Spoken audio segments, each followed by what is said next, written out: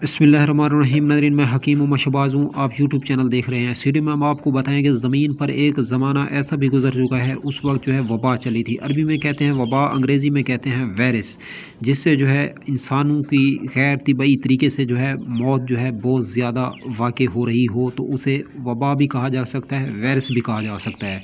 तो उस वक्त के जो तबीब हजरात से, हकीम हजरात से हज़ारों साल पहले जो बीमारी चली थी वबा, तो उस वक्त जो है तमाम साइंटिस्ट और रिसर्चर जमा हुए, तो उन्होंने जो है उस वक्त की जो वबा थी, जो बीमारी थी, उसका इलाज पुदीना तजवीज़ किया। पुदीने का जो कहवा है, ये अगर पी लिया जाए तो उस वबा से जो है आसानी से छुटकारा और निजात मिल सकती है। ये तबीबों और हकीमों का कहना है उस वक्त।